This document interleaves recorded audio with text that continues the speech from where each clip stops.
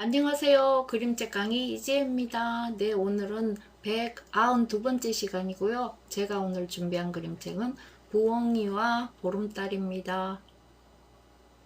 부엉이와 보름달은요, 아울문 이러면 우리가 동짓달, 섣달 이렇게 달의 이름에 있듯이 이게 그냥 달의 이름이지 부엉이 앤드 달 이거 아니라는 거예요. 번역이 좀 아울문이 부엉이와 보름달이 아니라는 거예요. 그걸 감안하시고 들어주셨으면 좋겠어요. 자, 작가예요. 글 작가는 제인 요런, 그림 작가는 존 쉔헤르입니다. 글 작가인 제인 요런은 굉장히 유명한 글 작가이세요. 그리고 그림 작가인 존 쉔헤르도 칼테코상을 받으신 그런 그림 작가입니다. 이 그림책의 특징은 사실주의 그림책이죠. 그리고 여기에 나오는 부엉이는 희망의 상징입니다. 그래서 이제 아빠가 어느 정도 나이가 되면 통과 의례로 아이를 부엉이를 보러 가자, 희망을 찾으러 가자 이렇게 되는 겁니다. 그래서 아주 추운 겨울날에도 부엉이를 보러 가면서 아이가 추위를 견뎌낼 수 있고 자기 자신을 추워하고 막 때 안 쓰고요. 자기 자신을 조절하는 거죠. 추워도 참을 수 있고 네 그렇게 이제 커 나가는 거예요. 작가 소개 존 쉔헤르입니다. 칼테코 메달을 받으셨고 뉴베리 아너를 받았습니다. 이 뉴베리 아너는 뉴베리 아너상은 뉴베리라는 상은 글작가에게 주는 상이에요. 그리고 칼데코 메달은 그림 작가에게 주는 상이에요. 그래서 누베리 상을 받았다 이러면 누구냐고요? 앞에 제인 욜런이 뉴베리 상을 많이 받았죠. 그래서 이분이 지금 보면 부엉이와 보름달, 여우와 사냥개, 올빼미 언덕의 사진 등의 작품이 있습니다.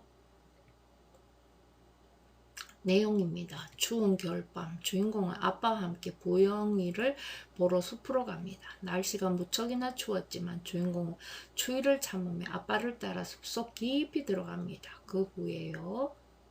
발문 친구들은 부엉이를 본 적이 있나요? 숲에 보면 부엉부엉 하고 울잖아요. 네, 그런 부엉이를 본 적이 있나요? 밤에 활동하고 다니기 때문에 친구들이 보기에는 좀 힘들어요. 다음 추운 겨울밤에 추위를 참아가면서 걸어본 적이 있나요? 예. 여기 주인공이 지금 추위를 참으면서 아빠랑 네 함께 부엉이를 보러 가죠. 앞표지하고 뒷표지입니다. 앞표지에는 아빠랑 주인공이랑 둘이 여기 달입니다. 그죠? 달빛을 받아서 이렇게 예 색깔이 이렇게 약간 노란빛이 돌죠. 예, 부엉이와 보름달. 나무들은 앙상한 겨울나무고요. 여기에 이제 부엉이가 밤에 움직이는 부엉이가 싹 날아서 지금 다니는 게 보입니다. 안면지고요. 부엉이와 보름달. 아우 여기 소표지가 참 신기해요. 자 이제 이 아이가 옷을 갖춰 입고 여기 추운 겨울의 나라로 걸어갑니다. 네, 헌사 페이지가 있고요. 추운 겨울밤이었습니다. 잠잘 시간도 한참 지난 밤중에 아빠하고 나는 부엉이 구경을 나갔습니다. 바람은 불지 않았고 나무도 거대한 동상처럼 가만히 서 있었습니다. 달빛이 밝아 오늘도 환하게 빛났습니다. 저 뒤쪽 어딘가에서 길고 나지막하게 기적 소리가 들려왔습니다. 슬픈 노래 같았습니다. 아빠는 내 귀가 다 덮이도록 털모자를 씌워주셨지만 나는 들을 수 있었습니다. 농장에 개 한 마리가 기적 소리에 맞춰 짖었습니다. 다른 개들도 따라 짖었습니다. 기차와 개들은 그렇게 오랫동안 함께 노래했습니다. 기적 소리도 컹컹 소리도 잦아들고 꿈속처럼 고요해졌습니다. 아빠하고 나는 숲으로 다가갔습니다. 뽀드득 뽀드득 눈을 밟아갈 때에 조그만 회색 발자국이 우리 뒤를 따라서 왔습니다. 아빠는 그림자가 길었습니다. 내 그림자는 짧고 동그랬습니다. 가끔씩 나는 아빠를 놓치지 않으려고 뛰어가야 했습니다. 그러면 내 짧고 동그란 그림자도 내 뒤에서 뛰어왔습니다. 그렇지만 한 번도 아빠를 소리쳐 부르지 않았습니다. 부엉이 구경을 나가면 조용히 해야 한단다. 아빠는 늘 그렇게 말했거든요. 아빠와 부엉이 구경 나오기를 얼마나 오랫동안 기다렸는지 모릅니다. 자, 그 다음 페이지는요. 여기가 아니고요. 우리는 시꺼먼 소나무들이 뾰족뾰족 하늘을 찌르듯이 서 있는 곳에 다다랐습니다. 아빠가 손을 들었습니다. 나는 그 자리에 멈춰서서 가만히 기다렸습니다. 아빠는 하늘을 올려다 보았습니다. 별자리를 찾는 것 같았습니다. 하늘의 지도를 잃는 것 같았습니다. 달빛이 아빠 얼굴에 은빛 가면을 씌웠습니다. 아빠는 소리내어 불렀습니다. 부엉 부엉. 큰뿔 부엉이 소리 같았습니다. 부엉 부엉. 자, 여기입니다. 아빠는 다시 불렀습니다. 한 번, 또 한 번. 한 번씩 부르고 나서는 조용히 기다렸습니다. 우리는 잠시 귀를 기울여 들었습니다. 하지만 아무 대답도 없었습니다. 아빠는 어깨를 으쓱 했습니다. 나도 어깨를 으쓱 했습니다. 자, 부엉이가 나타날 것처럼 여기에 뭐가 있나요? 요구가 있나요? 나타날 것처럼 나무 위쪽에서 지금 아래로 내려보면서 이 구도를 아래로 내려보는 그 구도로 지금 주인공과 아빠를 그려놨습니다. 나는 실망하지 않았습니다. 오빠들이 그랬거든요. 부엉이를 본 날도 있었고 부엉이를 못 본 날도 있었어. 소녀인가 봐요. 오빠가 나오는 거 보니까요. 네, 다음 우리는 계속 걸어갔습니다. 몹시 추웠습니다. 누군가 얼음손으로 내 등을 쓸어내리는 것 같았습니다. 코랑 볼은 얼어서 화끈거렸습니다. 그래도 나는 한마디도 하지 않았습니다. 부엉이 구경을 나가면 조용히 해야 되거든요. 자기 몸은 자기가 알아서 따뜻하게 해야 되거든요. 네.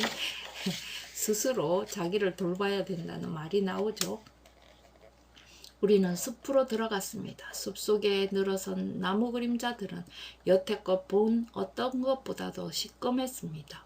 코 밑에까지 끌어당긴 따뜻한 털목도리가 입김에 젖어 축축했습니다. 입가가 꺼끌꺼끌했습니다. 저기 저 시꺼먼 나무 뒤에는 뭐가 숨어 있을까? 하지만 나는 물어보지 않았습니다. 부엉이 구경을 나가서는 용감해야 하거든요. 이윽고 우리는 컴컴한 숲속 하얀 빈터에 이르렀습니다. 보름달이 우리 머리 위로 높이 떠 있었습니다. 달빛은 빈터 한가운데로 고스란히 쏟아졌습니다. 달빛 아래서 눈은 아침마다 먹는 우유보다 더 하였습니다. 여기입니다. 나는 숨을 푹 내쉬었습니다. 그 소리에 아빠가 손을 들었습니다. 나는 털 목도리를 입을 벙어리 장갑으로 눌러 막았습니다. 그리고 귀 기울여 들었습니다. 아빠는 소리내어 불렀습니다.